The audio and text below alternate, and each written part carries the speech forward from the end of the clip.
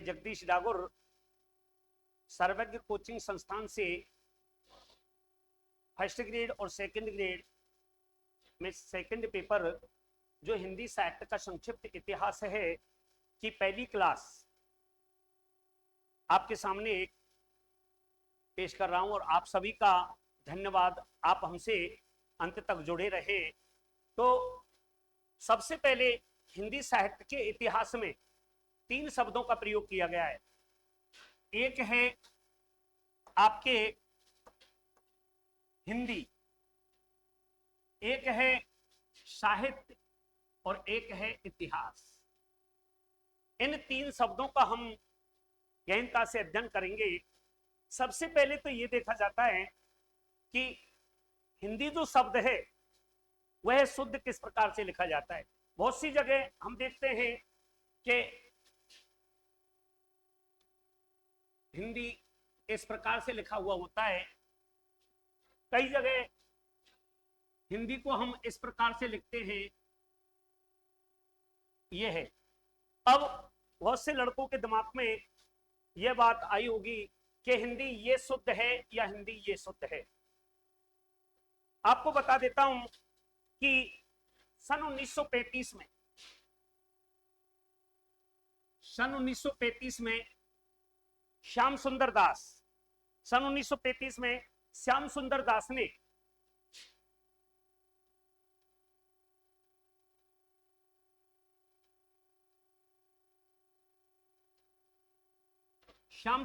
ने पंचम वर्णों के स्थान पर अनुस्वार का प्रयोग किया था और हिंदी में इसको मानने के लिए भी प्रेरित किया था। तो हिंदी भाषा के जो 5 पंचम वर्ण है वह अंगा, या, अणा, ना, मा।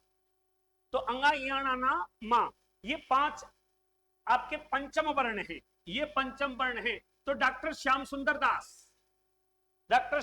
दास कहते हैं कि इन 5 वर्णों के स्थान पर हमें अनुस्वार का प्रयोग करना चाहिए, अनुस्वार का प्रयोग करना चाहिए। इसलिए हिंदी को हम इस प्रकार से लिखते हैं, यह भी शुद्ध है, और हिंदी का प्रयोग हम इस प्रकार से करते हैं, यह भी शुद्ध है। यानी व्याकरण की दृष्टि से,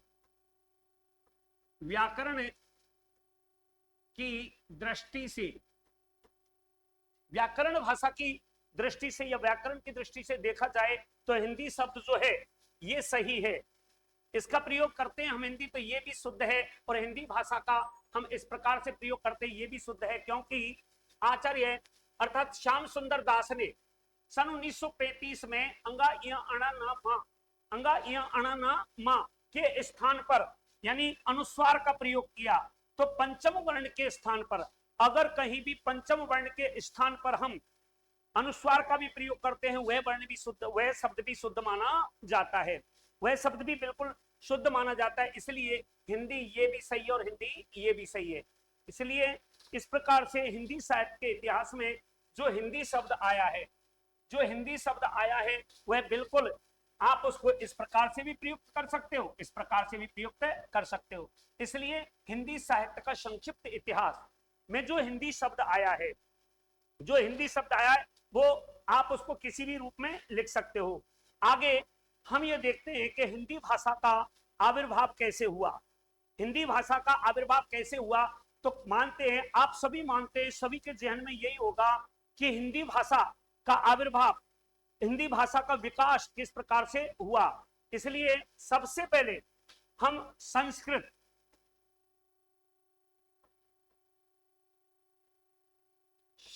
भाषा को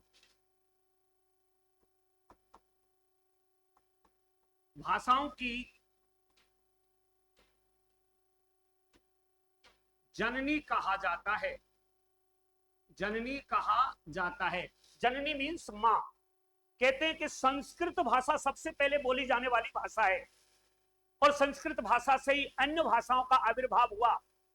यह बात बिल्कुल सत्य है, लेकिन यह भी मानना होगा कि क्या संस्कृत भाषा से अंग्रेजी भाषा का विकास हुआ, अंग्रेजी भाषा का जन्म हुआ, भाषा का जन्म हुआ? नहीं।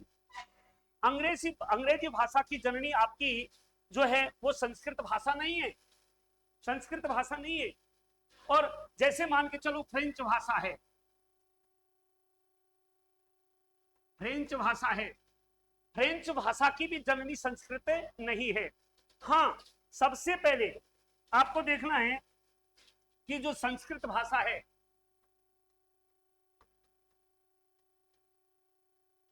संस्कृत भाषा को आर्यों की भाषा कहा जाता है, संस्कृत भाषा को आर्यों की भाषा कहा जाता है।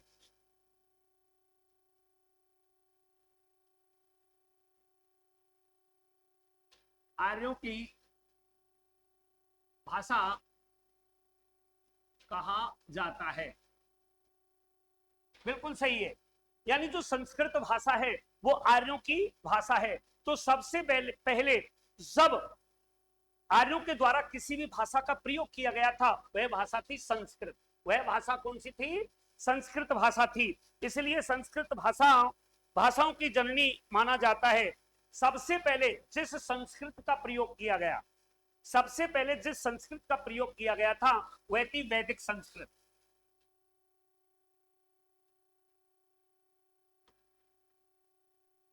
वैदिक संस्कृत। सबसे पहले आर्यों के द्वारा जिस भाषा का प्रयोग किया जाता था उसका नाम था वैदिक संस्कृत। सबसे पहले कहने का तात्पर्य है कि संस्कृत भाषा में जो भी संस्कृत का प्रयोग किया जाता था वह कोई और भाषा नहीं, उस भाषा को कहते थे वैदिक भाषा, यानी वैदिक संस्कृत। वैदिक संस्कृत, इसके बाद लौकिक संस्कृत,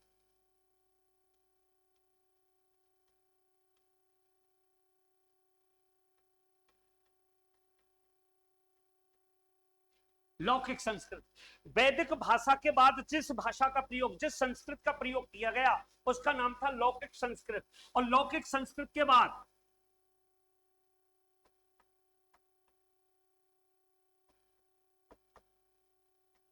पाली भाषा, यानी पाली भाषा का प्रयोग किया गया था। तो पाली भाषा का प्रयोग किया गया था। पाली के बाद में जो भाषा थी वह थी प्राकृत भाषा।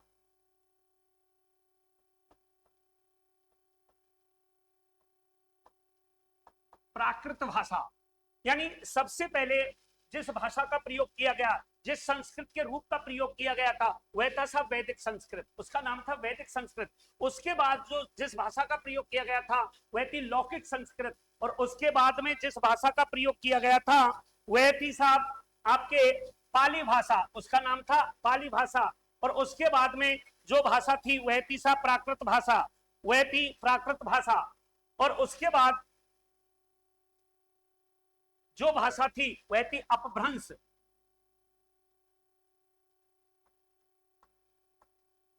अपभ्रंश भाषा, अपभ्रंश भाषा।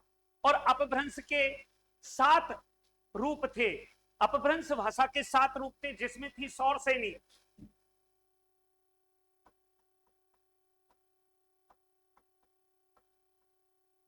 सौरसेनी, उसका नाम था सौरसेनी भाषा थी। और उस सौरसेनी से ही, उस सौरसेनी से ही जिस हिंदी का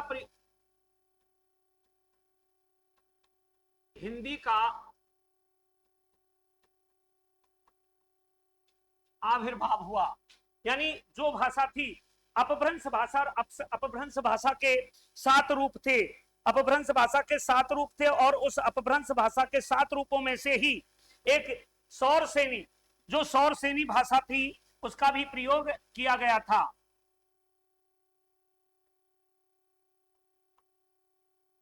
सौरसेनी, और उस सौरसेनी से ही हिंदी का आविर्भाव हुआ है। दोस्तों अब आपके दिमाग में एक चीज आ रही होगी कि जो हिंदी भाषा है वह है, उसका कालक्रम किस प्रकार से है और ये वैदिक संस्कृत है, इसका कालक्रम किस प्रकार से माना जाता है। तो सबसे पहले आप देखें कि ईसा पूर्व, ईसा पूर्व, सबसे पहले यह देखें कि ईसा पूर्व जो है 1500 से ईसा पूर्व 1500 से ईसा पूर्व 800 तक, यानी ईसा पूर्व 1500 से ईसा पूर्व 800 तक जो भाषा बोली जाती थी, जो भाषा जिस संस्कृत का प्रयोग किया जाता था, वह थी साहब वैदिक संस्कृत। उसको वैदिक संस्कृत कहते हैं। यानी ईसा पूर्व 1500 से ईसा पूर्व 800 वर्ष तक जिस संस्कृत का प्रयोग किया जाता था वह थी वैदिक संस्कृत। वैदिक संस्कृत का प्रयोग किया जाता था। तो अब इसके बाद जो लौकिक संस्कृत आई, इसके बाद जो लौकिक संस्कृत थी वह थी ईसा पूर्व 800 से ईसा पूर्व 500 तक। यानी ईसा पूर्व 800 से ईसा पूर्व 500 ईस्वी तक जो भाषा बोली गई, यानी जिस संस्कृत का प्रयोग किया गया था वह लौकिक संस्कृत है। जो लौकिक संस्कृत है, तो सबसे पहले वैदिक संस्कृत जिसका समय माना गया है ईसा पूर्व 1500 से ईसा पूर्व 800 वर्ष, यानी ईसा मसीह के जन्म से 1500 वर्ष पहले से और ईसा मसीह के जन्म से 800 वर्ष पहले तक का जो समय था वह वैदिक संस्कृत का समय था, वह वैदिक संस्कृत का समय था। इसके बाद वैदिक संस्कृत के बाद में जो लौकिक संस्कृत थी उसका प्रयोग जो किया गया था, यानी लौकिक संस्कृत आर्यों द्वारा जो बोली जाती थी वह थी ईसा पूर्व 800 वर्ष। यानी ईसा पूर्व 800 वर्ष से लेकर के ईसा पूर्व 500 वर्ष तक जिस भाषा का प्रयोग किया जाता था उसका नाम था लौकिक संस्कृत। यानी आपके बिल्कुल ध्यान में रखना होगा कि जो संस्कृत भाषा वो आर्यों की भाषा थी, आर्यों की भाषा थी। ये नहीं कि संस्कृत जो भाषा थी वह अंग्रेजी भाषा की जननी थी या फ्रेंच भाषा की जननी थी, ऐसा नहीं था।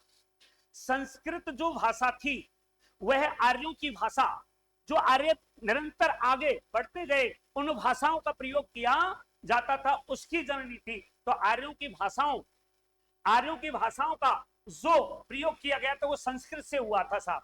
इसके बाद जो है वो पाली भाषा का जो प्रयोग किया गया था साहब वो ईसा पूर्व 500 से ईसा पूर्व 1 ईस्वी तक इसका काल है साहब। यानी पाली भाषा का जो प्रयोग किया गया था ईसा पूर्व 500 ईस्वी से लेकर के ईसा पूर्व 1 ईस्वी तक उसका प्रयोग किया गया था। कहने का तात्पर्य कि ईसा मसीह के जन्म से 500 वर्ष पहले से ईसा मसीह के जन्म से 1 वर्ष पहले तक का जो समय था वो था पाली भाषा का था साहब। और सबसे पहले वैदिक संस्कृत के बाद लौकिक संस्कृत के बाद पाली भाषा, और उसके बाद में आपको बताएंगे कि प्राकृत भाषा। यानी पाली भाषा के बाद अब पाली जो भाषा थी उसका जो समय है वह है ईसा पूर्व 500 वर्ष से ईसा पूर्व 1 ईस्वी तक। यानी ईसा मसीह के जन्म से 500 वर्ष पहले से लेकर के ईसा पूर्व 1 वर्ष तक जो भाषा थी उसका नाम था पाली भाषा। पाली भाषा का प्रयोग किया जाने लगा। इसके बाद जो प्राकृत भाषा थी इसका है ईसा पूर्व 1 से लेकर 500 ईस्वी तक का जो समय है वह है प्राकृत भाषा का। यानी ईसा पूर्व 1 से 1 वर्ष से पहले लेकर और 500 ईस्वी तक का जो समय था वो, यानी प्राकृत जो भाषा है उसमें ईसा पूर्व 1 वर्ष से लेकर ईसा पूर्व 1 वर्ष से लेकर के ईसा मसीह के जन्म के 500 वर्ष बाद तक का जो समय था वो था सब आपके प्राकृत भाषा का। कौन सी भाषा? प्राकृत भाषा। यानी ईसा मसीह के जन्म से 1 वर्ष पहले से अब ईसा मसीह का जो जन्म है उसके बाद 500 वर्ष तक जिस भाषा का प्रयोग किया गया था उसका नाम है आपके प्राकृत भाषा, प्राकृत भाषा।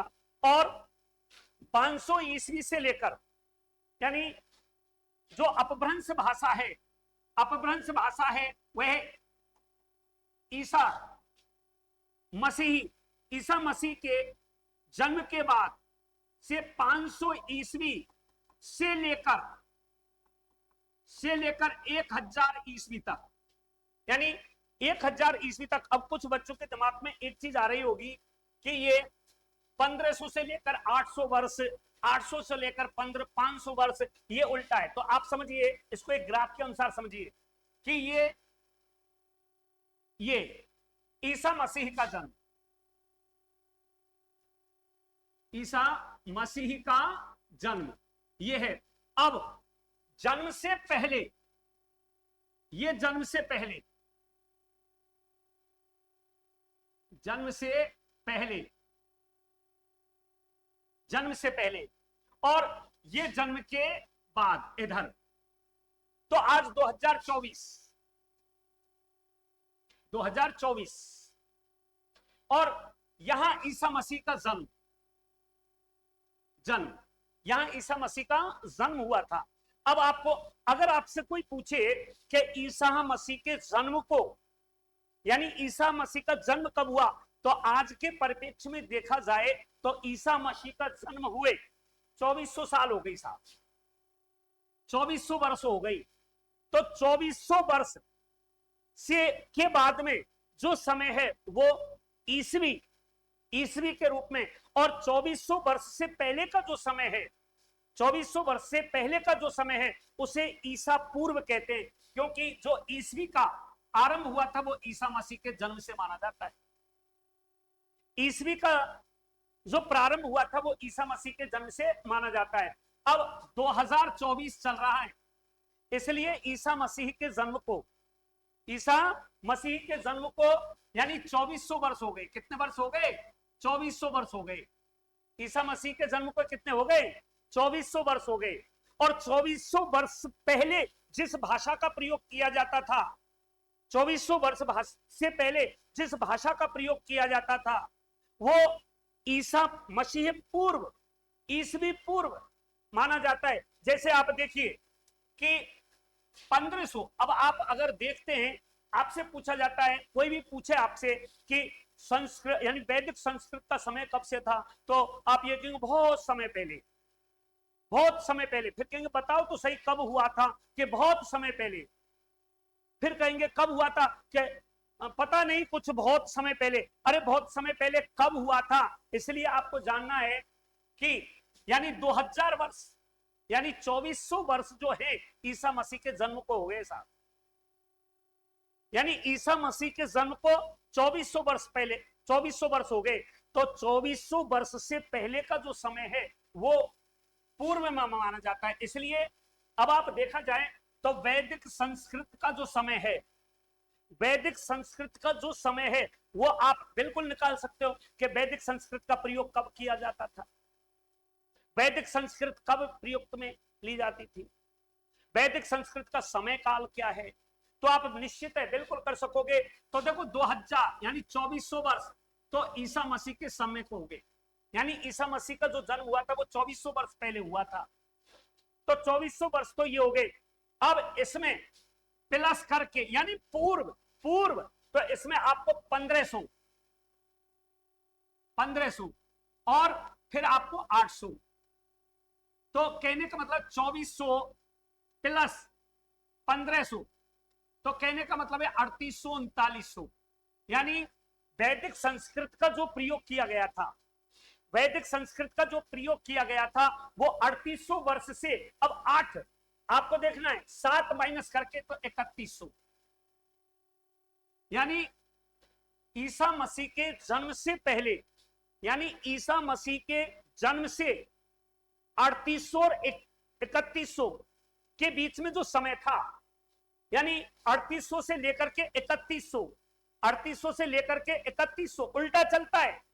क्यों? कि अब आप देखिए कि 1500, तो 2400 में अपन 1500 प्लस करेंगे तो वो हो जाएंगे आपके 3900 तो 3800 के इर्द गिर्द, कहने का मतलब ये आज से 3800 और 3900 के इर्द गिर्द जो भाषा बोली जाती थी उसे कहते हैं साहब आपके वैदिक संस्कृत।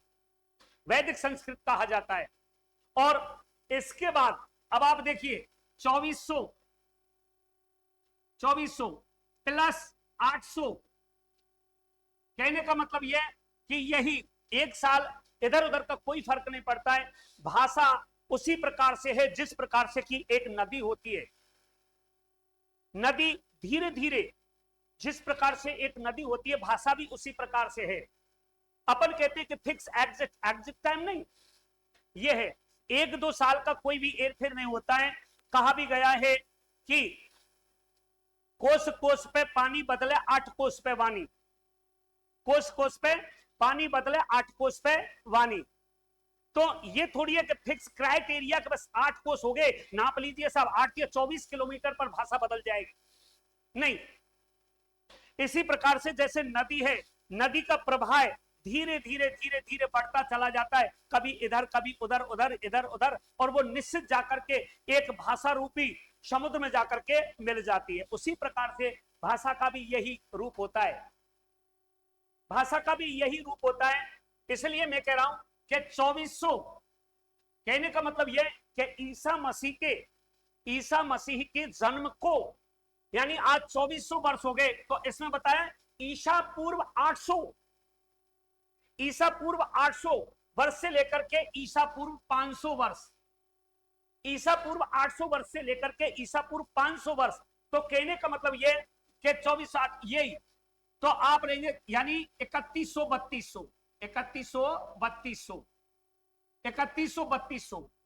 यानी 3132 और 3132 में देखा जाए आपको तो 500 और आप इसमें माइनस करेंगे तो करीब 2600। तो ईसा के जन्म से पहले 3800 वर्ष पहले, यानी आज से 3800 वर्ष पहले वैदिक संस्कृत का प्रयोग किया जाता था साहब, वैदिक संस्कृत का प्रयोग किया जाता है। अगर पूछा जाए कि वैदिक संस्कृत का प्रयोग कब किया गया था, अगर आज के परिप्रेक्ष्य में पूछा जाए तो आपको यही कहना है कि 3800 वर्ष पहले से लेकर 3100 वर्ष तक जो प्रयोग किया गया था वह था साहब वैदिक संस्कृत का प्रयोग किया गया था। और इसके बाद में लौकिक संस्कृत, और लौकिक संस्कृत का जो प्रयोग किया गया था, लौकिक संस्कृत का जो प्रयोग किया गया था वह 2600, 2800, 3100 यानी 3100 वर्ष के पुनः, यानी 2600 वर्ष तक, यानी 500 वर्ष तक, 3100 माइनस 500 यानी 2600 से लेकर के 3100 तक का जो समय था वो था आपके लौकिक संस्कृत का, लौकिक संस्कृत का प्रयोग किया गया था साहब। इसके बाद में जो पाली भाषा है, जो पाली भाषा है उसका प्रयोग, अब आप देखिए ईसा मसीह का जन्म हुआ था साहब आज से 2400, यानी 2400 वर्ष हो गए ईसा मसीह के समय को। 2024 तो इसी प्रकार से तो 2400 और 2400 वर्ष ने मान करके तो 2024 वर्ष हो गए। अब 2024 जब हो गए तो आपको देखना है कि 2024 यानी 500 वर्ष पूर्व, 500 वर्ष पूर्व, तो निश्चित है 2500 के इर्द गिर्द, 2500 के इर्द गिर्द आपको इस भाषा का प्रयोग किया गया था, इस भाषा का प्रयोग किया गया। इसी प्रकार से जो पाली भाषा है इसका प्रयोग यानी आज से 2000 प्लस 500 कहने का मतलब यह 2500 वर्ष, यानी 2500 वर्ष पहले, 2500 वर्ष पहले जिस भाषा का प्रयोग किया गया था वो थी साहब पाली भाषा, वो थी पाली भाषा। पाली भाषा का प्रयोग आज से 2500 वर्ष पहले किया गया था साहब, यानी 2000। और इसके बाद में प्राकृत भाषा, प्राकृत भाषा तो 2000 प्लस 1 तो ईसा मसीह के एक वर्ष पहले, एक वर्ष से पहले, एक वर्ष से पहले जो समय था वो आपके प्राकृत भाषा का था। प्राकृत भाषा का जो समय था वह था आज से 2400 वर्ष पहले। 2400 वर्ष पहले कहने का तात्पर्य 2000 और एक आपको, तो 2000 वर्ष ये रहे। इसके बाद जो पहले का समय था और इसका एक वर्ष तक, इसके बाद में जो सौर सेनी है, सौर सेनी जो अपभ्रंश भाषा है,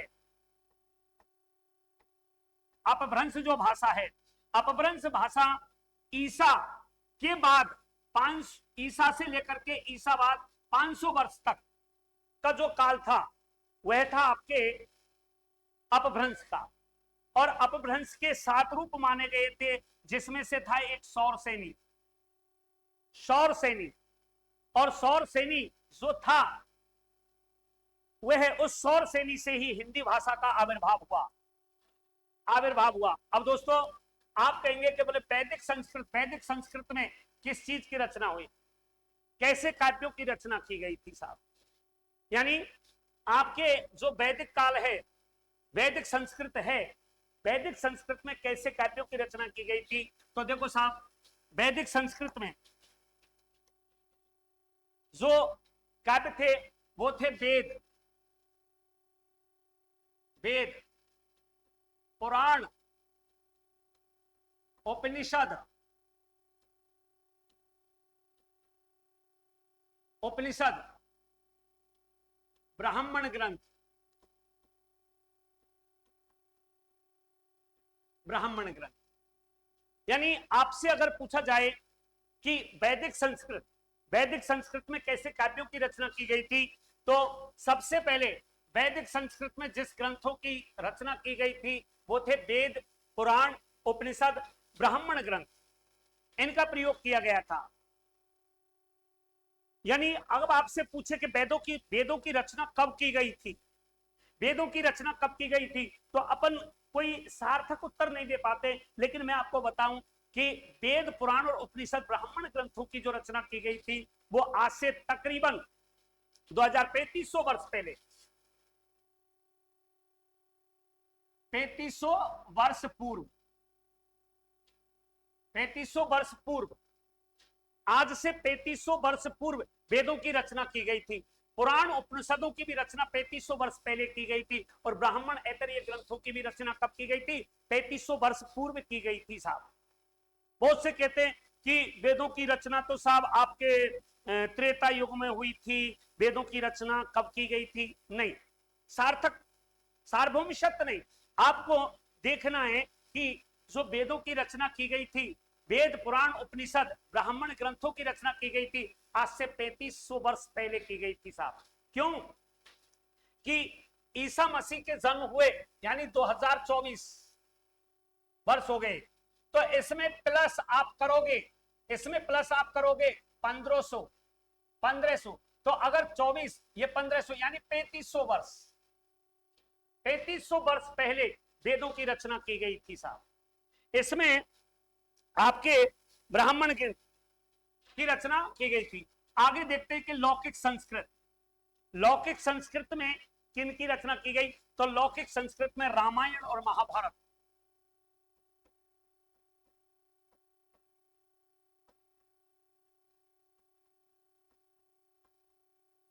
रामायण और महाभारत, यानी लौकिक संस्कृत में जिन जिन काव्यों की रचना की गई थी उनमें रामायण और महाभारत को पहले लिया जाता है साहब। अब रामायण की रचना वाल्मीकि के द्वारा,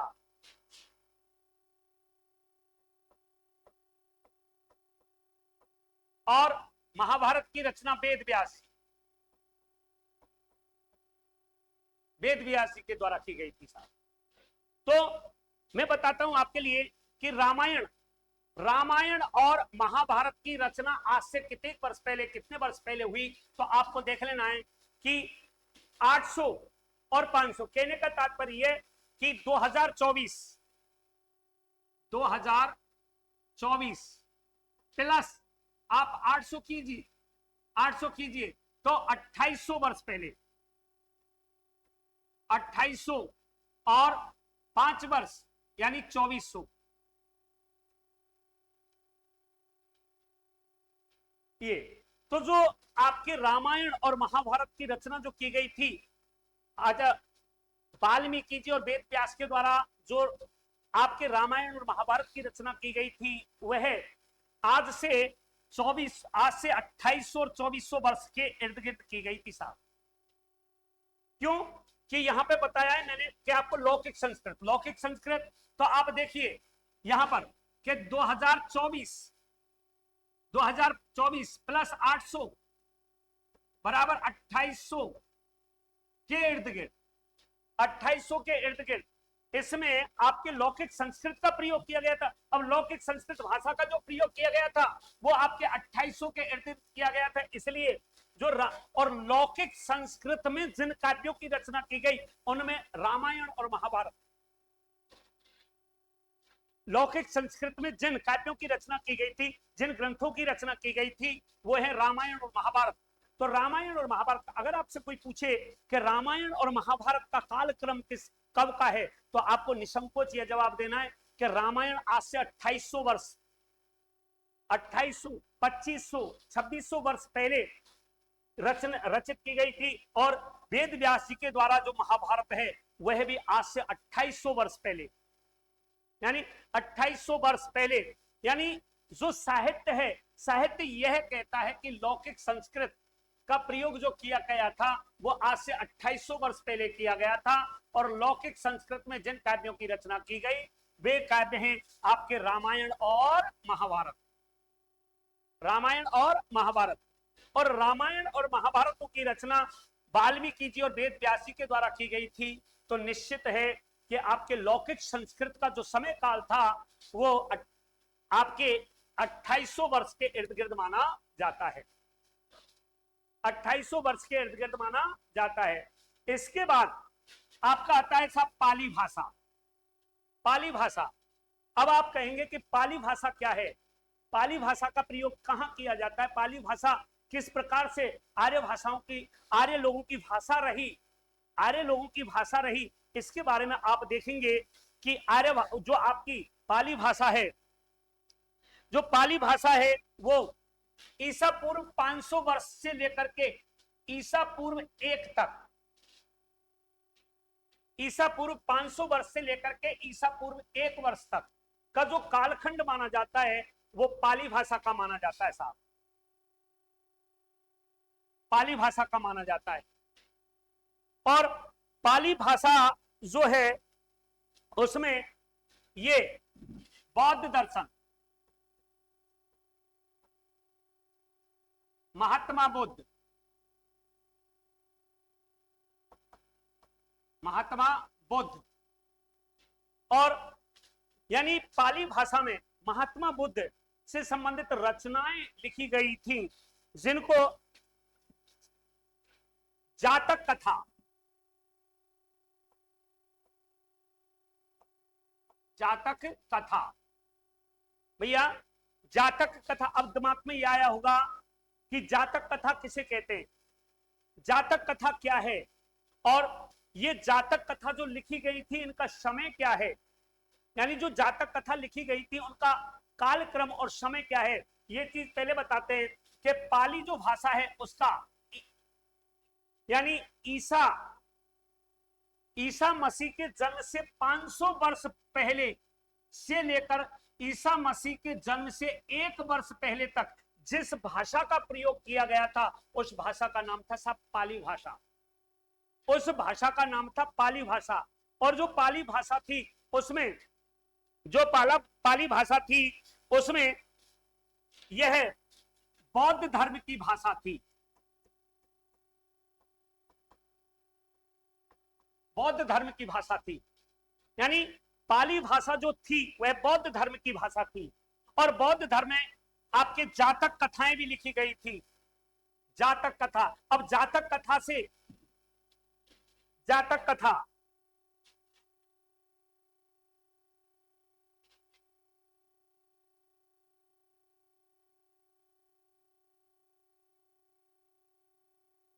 जातक कथा यानी महात्मा बुद्ध के पूर्व जन्म की कथाएं, महात्मा बुद्ध के पूर्व जन्म की जो कथाएं थी उन्हें जातक कथा कहते हैं। यह अब इस बात से निश्चित आपको यह ज्ञात हो गया होगा कि जो बौद्ध धर्म है,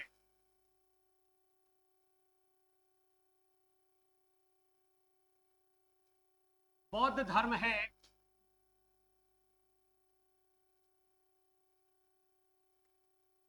बौद्ध धर्म है, वह भी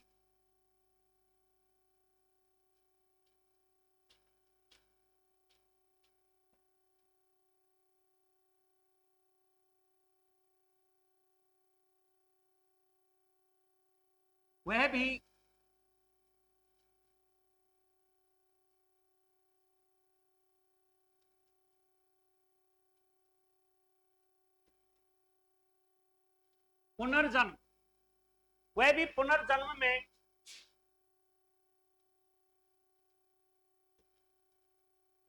विश्वास करता था।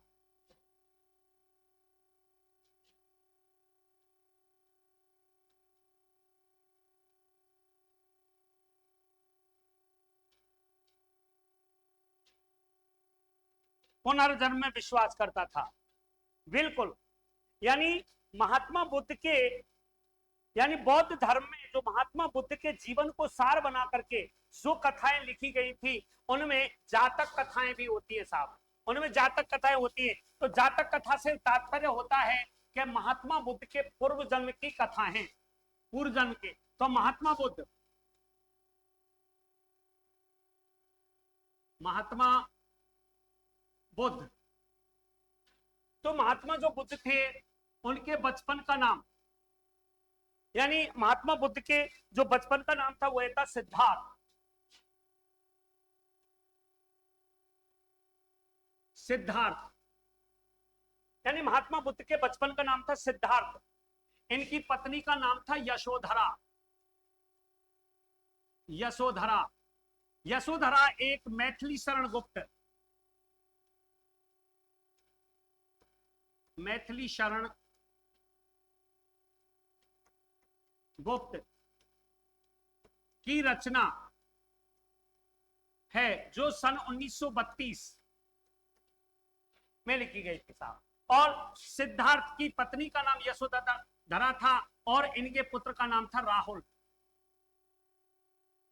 राहुल निर्वाण या मोक्ष की प्राप्ति के लिए, निर्वाण या मोक्ष की प्राप्ति के लिए इन्होंने सर्वस्व को त्याग दिया था। उसी के लिए जो जातक कथाएं, जातक कथाएं, आज अगर आपसे कोई पूछे कि कितनी जातक कथाएं लिखी जा चुकी हैं, कितनी जातक कथाएं लिखी जा चुकी हैं, तो आपको कहना है कि तकरीबन 500 जातक कथा, जातक कथा लिखी गई है। यानी तकरीबन 500 जो जातक कथाएं वो लिखी जा चुकी है। कहने का तात्पर्य है कि महात्मा बुद्ध के जीवन का, यानी पूर्व जन्म पर, महात्मा बुद्ध के पूर्व जन्म पर कम से कम 500 कथाएं, यानी 500 कथाएं लिखी जा चुकी है। तो यह निश्चित है कि जो जातक कथा है, जातक कथा का मतलब होता है कि महात्मा बुद्ध के जीवन से, यानी महात्मा बुद्ध के पूर्व जन्म पर लिखी गई कथाएं। अब जातक कथाएं कि सब जातक कथा कैसी होती है, तो ये निश्चित है कि कुछ जातक कथाएं तो 3-3, 4-4 लाइन की और पूरी फिनिश। कुछ जातक कथाएं 2 या 3 पृष्ठ की हुई, ये पूरी है साहब, ये पूरी है। कुछ जातक कथाएं और भी होती हैं, कुछ बड़ी भी होती हैं, लेकिन ये है। अब जातक कथा के बारे में आप जानना चाहते हो तो ये है कि उन कथाओं में लिखा गया कि महात्मा बुद्ध का जन्म पहले एक बंदर के रूप में था। छोटी है, बहुत छोटी है। अब उसी में ये जातक कथा पूरी हो गई साहब कि एक महात्मा बुद्ध का जन्म एक पहले, यानी पूर्व जन्म में महात्मा बुद्ध एक बंदर थे, ऐसा बताया जाता है। और वो एक नदी के तीर पर एक वृक्ष पर आराम से रहते थे, अपना जीवन यापन बड़े ही चैन से बिताया करते थे। उस नदी में एक मगरमच्छ भी रहता था, उस नदी में एक मगरमच्छ भी रहता था। और मगरमच्छ की और उस बंदर, यानी जो महात्मा बुद्ध थी उनकी दोस्ती हो गई। दोस्ती बहुत पक्की थी और दोस्ती में विश्वास सबसे बड़ी बात होती है। और महात्मा बुद्ध ने निश्चित है कि उस मगरमच्छ और महात्मा बुद्ध यानी बंदर रूप उस महात्मा बुद्ध की क्या हो गई, दोस्ती हो गई। एक दिन मगरमच्छ भी बड़ा प्रसन्न था और बंदर भी बड़ा प्रसन्न था, और वह जब मगरमच्छ अपनी पत्नी के पास गया, उसने कहा कि आज मेरी दोस्ती एक बंदर से हो गई, मेरी दोस्ती एक बंदर से हो गई है। उसकी पत्नी ने कहा कि अच्छा एक बंदर से हो गई है, लेकिन मैं आपसे कहना चाहती हूं कि बंदर के कलेजे का जो मांस होता है वह बड़ा प्रिय होता है, निश्चित है कि उस बंदर के कलेजे का मांस मुझे चाहिए। वह सहमा, उसने कहा पागल हो रही है, वह तो मेरा दोस्त है, क्या कुछ भी हो मुझे, कुछ भी हो मुझे उस बंदर के गले का मांस चाहिए। तो जातक जो कथाएं ये फिर क्या करता है कि मगरमच्छ उस बंदर से कहता है कि यार दोस्त, इस नदी के अगले किनारे पर एक बहुत ही सुंदर वन है, वहां चलते हैं अपन, वहां चलते हैं। तो मगरमच्छ, उसने कहा कि चलने का मार्ग क्या है, बंदर ने पूछा चलने का मार्ग क्या है, तो उस मगरमच्छ ने कहा कि चलने के लिए तो तू मेरी पीठ पर बैठ जा। अब वो बंदर था, वो मगरमच्छ की पीठ पर बैठ जाता है और बीच नदी में जाकर के कहता है कि यार मेरी पत्नी ने कहा है, मेरी पत्नी ने कहा है कि तुम्हारा जो कलेजा है वह बहुत ही स्वादिष्ट होता है, इसलिए मैं तुम्हें उस पार पर ले जाने के लिए नहीं आया, मैं तो तुम्हारा कलेजा निकाल करके मैं मेरी पत्नी को देना चाहता हूं। तब उस बंदर ने कहा पागल हो रहा है, अरे हम पेड़ों पे रहते, कलेजा को भला मैं साथ लेकर के थोड़ी आया हूं, कलेजे को मैं साथ लेकर के नहीं आया हूं, मैं तो कलेजा उस पेड़ पर ही टांग करके आया हूं, तूने देखा नहीं। उसने कहा कि बात तो सही है, कि ऐसा कर पहले तू मुझे उस पेड़ के पास ले चल और वहां से मैं कलेजा लेकर के आऊंगा और तब तेरे पास आकर के पुनः मैं तुझे मेरा कलेजा निकाल करके दूंगा। पुनः वह मगरमच्छ उस बंदर को वापस लाता है और उससे कहता है कि जा तू कलेजा लेकर के आ, और जैसे ही वो कलेजा लेकर, वह जैसे ही मगरमच्छ की पीठ से उतरता है, वह पेड़ में चढ़ जाता है और ओके बाय बाय। वो उससे ये कहता है, तो ये है जातक कथा। तो महात्मा बुद्ध के जीवन से पहले, यानी जीवन पहले पूर्व जन्म की जो कथाएं थी वो होती है सब जातक कथा, इसलिए इनमें जातक कथाओं का प्रयोग किया गया था। तो कहने का तात्पर्य यह है कि पाली भाषा, सबसे पहले जो भाषा आई थी भैया, सबसे पहले जो भाषा आई थी उसमें आपके, मैंने बताया कि वैदिक संस्कृत और वैदिक संस्कृत के बाद में लौकिक संस्कृत, लौकिक संस्कृत के बाद में पाली भाषा। और पाली भाषा जो थी उसमें महात्मा बुद्ध के जीवन से संबंधित जो, यानी बौद्ध धर्म में जिस भाषा का प्रयोग किया गया था, बौद्ध धर्म में जिस भाषा का प्रयोग किया गया था वह भाषा थी पाली भाषा। यानी बौद्ध धर्म में जिस भाषा का प्रयोग किया गया था वह पाली भाषा थी, और पाली भाषा में जिन ग्रंथों का रचना, यानी जातक कथाओं की रचना की गई थी साहब। और जातक कथाओं के बारे में मैंने आपके लिए बताया है कि जो जातक कथाएं थी, जातक कथाएं उन्हें कहते हैं जिसमें महात्मा बुद्ध के पूर्व जन्म की बातें बताई गई, यानी पूर्व जन्म के बारे में बताया गया था, वो महात्मा बुद्ध के बारे में जो वो जातक कथाएं थी। आगे आप देखते हो कि जातक कथा, बौद्ध धर्म वह धर्म है जिसको पुनर्जन्म में विश्वास करता था। जिस प्रकार से हिंदू धर्म पुनर्जन्म में विश्वास करता है, उसी प्रकार से बौद्ध धर्म भी पुनर्जन्म में विश्वास करता था। इसीलिए उन्होंने किसकी, जातक कथाओं की रचना की, और जातक कथाओं की रचनाओं की जो भाषा थी वह भी कौन सी थी, पाली भाषा थी, पाली भाषा। इसलिए बौद्ध धर्म की जो भाषा थी वह भाषा आपकी पाली भाषा थी। तो दोस्तों मैं आपके लिए बता रहा था, इसके बाद जो भाषा आती है वह है प्राकृत भाषा।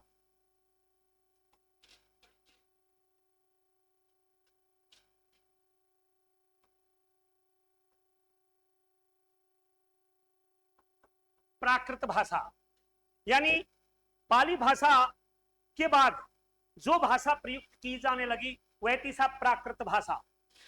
और प्राकृत भाषा जैन धर्म की भाषा थी। यानी जैन धर्म में जिस भाषा का प्रयोग किया गया था उस भाषा का नाम था प्राकृत भाषा। उस भाषा का नाम प्राकृत भाषा था जो कि जैनियों के द्वारा प्रयुक्त की जाने लगी। और जैन जिन प्लस ए से मिलकर बना है जिन प्लस ए से मिलकर बना है। ए प्रत्यय है, ए प्रत्यय का प्रयोग करते हैं तो जिन की जगह के स्थान पर जैन आ जाता है। तो जैन धर्म का जो प्रयोग किया गया था, जैन धर्म में जिस भाषा का प्रयोग किया गया था वह भाषा प्राकृत भाषा थी। वह भाषा कौन सी थी? प्राकृत भाषा थी। और जैनियों के बारे में कहा जाता है कि जो जैन है इसके बारे में जिन प्लस ए, यानी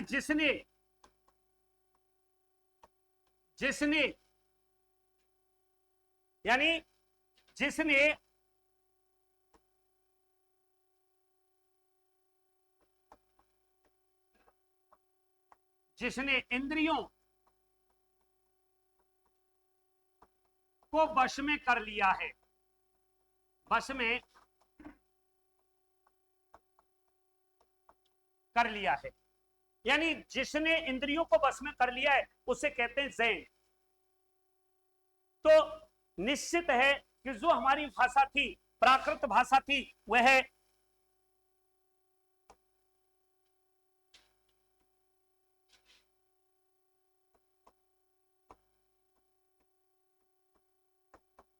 प्राकृत भाषा थी, वह जैनियों की भाषा थी।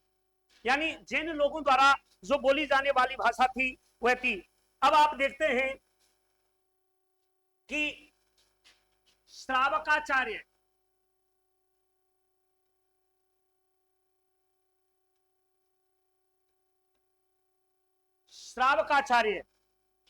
यानी सन 1933 933 ईस्वी में लिखा गया, ईस्वी में लिखा गया पहला हिंदी ग्रंथ था, पहला हिंदी ग्रंथ था श्रावकाचार। यानी इसको हम श्रावकाचार्य इस प्रकार से भी लिख सकते हैं, यानी श्रावकाचार इस प्रकार से भी। तो श्रावकाचार 933 ईस्वी में लिखा गया पहला हिंदी ग्रंथ था जो कि देवसेन सूरी, जिसके जो लेखक थे जैनाचार्य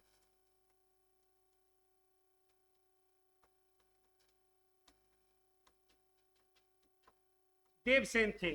अब यानी श्रावकाचार जो ग्रंथ लिखा गया था, श्रावकाचार जो ग्रंथ लिखा गया जैनाचार्य देवसेन द्वारा लिखा गया था। और इस ग्रंथ की जो भाषा थी वो भाषा कौन सी थी? प्राकृत भाषा। कौन सी थी? प्राकृत भाषा। प्राकृत भाषा। अब कुछ बालकों के दिमाग में यह बात आ रही होगी कि साहब जब इसकी भाषा प्राकृत भाषा थी तो इसे हिंदी का प्रथम ग्रंथ कैसे कह सकते हैं? ये बात जब हम हिंदी साहित्य का इतिहास और विस्तृत रूप से आगे पढ़ाएंगे, समय काल की दृष्टि से जब पढ़ाएंगे, तब हम आपको इस चीज के बारे में बताएंगे। अब तो मैं केवल भाषा का प्रादुर्भाव, हिंदी भाषा का उद्भव और विकास के बारे में बता रहा हूं कि हिंदी भाषा का विकास किस प्रकार से हुआ, कहां से हिंदी भाषा निकल करके आई है, ये चीज आपको देखनी है। तो मैं बता रहा था आपको, तो आगे है प्राकृत भाषा।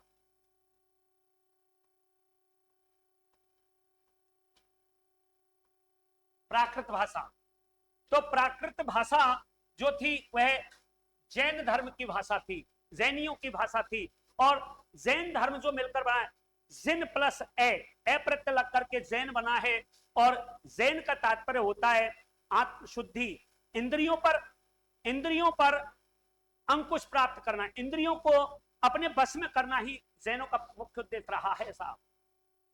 इसके बाद अपभ्रंश,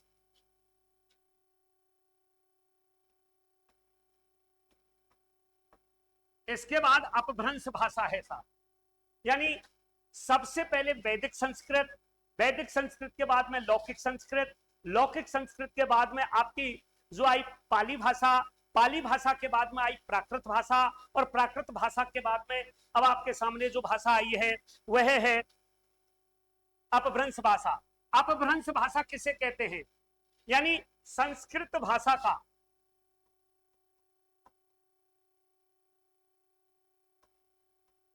संस्कृत भाषा का बिगड़ा रूप, बिगड़ा रूप, यानी संस्कृत भाषा का बिगड़ा जो रूप है वही अपभ्रंश कहा जाता है साहब। यानी संस्कृत भाषा का जो बिगड़ा रूप है वही अपभ्रंश माना जाता है।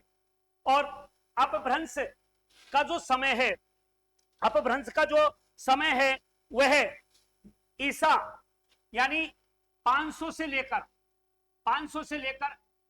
1000 ईस्वी तक, ईस्वी तक। कहने का तात्पर्य यह है कि अपभ्रंश भाषा का जो प्रयोग किया गया था, आज के परिप्रेक्ष्य में देखा जाए, आज के परिप्रेक्ष्य में देखा जाए तो 1500 वर्ष पूर्व जो जिस भाषा का प्रयोग किया गया था उसका नाम था अपभ्रंश भाषा। यानी संस्कृत भाषा का जो बिगड़ा रूप था वही अपभ्रंश के रूप में प्रयुक्त किया गया, अपभ्रंश के रूप में प्रयुक्त किया गया। इसके बाद जो है यानी 1000 वर्ष से 1000 वर्ष से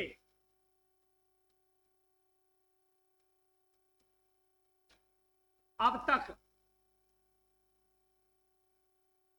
जिस भाषा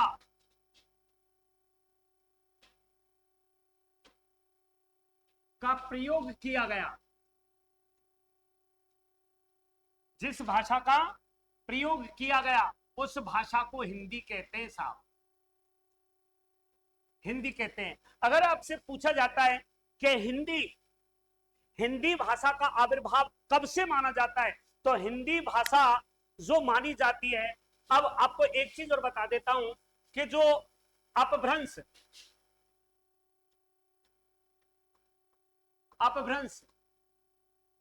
को 7 भागों में बांटा गया था, उसमें से थी साहब सौर सेनी।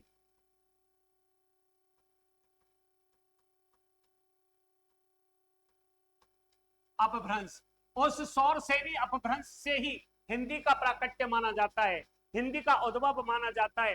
हिंदी जो भाषा है वह अपभ्रंश से निकल करके आई है। अपभ्रंश का तात्पर्य माना जाता है संस्कृत भाषा का बिगड़ा रूप। कहने का तात्पर्य यह है कि संस्कृत भाषा के शब्दों को हम तत्सम कहते हैं, संस्कृत भाषा के शब्दों को हम तत्सम कहते हैं, और अपभ्रंश एवं हिंदी भाषा के शब्दों का जब प्रयोग किया जाता है तो वो तद्भव माने जाते हैं। यानी संस्कृत भाषा के शब्द तत्सम और उनका बिगड़ता धीरे धीरे, आप देखना है कि 3800 वर्ष से 3500 वर्ष से लेकर आज तक जो इस हिंदी किस रूप में बोली जाती है, इसी का आज हम मानते हैं कि जो संस्कृत भाषा के शब्द थे, संस्कृत भाषा के शब्दों का हिंदी में ज्यों की त्यों जो प्रयोग किया जाता है उसे कहते तत्सम, उसे कहते तत्सम। और जो संस्कृत भाषा के शब्दों का प्रयोग धीरे धीरे धीरे धीरे अपने परिप्रेक्ष्य से हटकर धीरे धीरे अन्य रूप में जो प्रयुक्त होते हैं उनको कहते हैं तद्भव। तो आज 1000 से लेकर अब तक जिस भाषा का प्रयोग किया गया था वह है हिंदी भाषा, हिंदी भाषा। मैं आपको फिर बता देता हूं कि हिंदी साहित्य के, पुनः आपका रिपीटेशन करवाता हूं कि हिंदी साहित्य के संक्षिप्त इतिहास जो होता है उसमें 3 शब्दों का प्रयोग किया गया है। नंबर 1 है आपके हिंदी शब्द, एक है साहित्य शब्द और एक है इतिहास शब्द। सबसे पहले मैं हिंदी के बारे में बताना चाहता हूं कि हिंदी दो प्रकार से, हिंदी शब्द को दो रूपों में प्रयुक्त किया जाता है। इस प्रकार से भी लिखा जाता है और इस प्रकार से भी लिखा जाता है। इसके बारे में मैंने पहले बता रहा हूं कि 1935 में श्याम सुंदर दास, 1935 में श्याम सुंदर दास ने यानी हिंदी के पंचम वर्णों के स्थान पर अनुस्वार का प्रयोग वाजिब माना, और तभी से लेकर के हिंदी को हम इस प्रकार से भी लिख सकते हैं। ये रूप भी शुद्ध है और हिंदी का ये रूप भी शुद्ध है।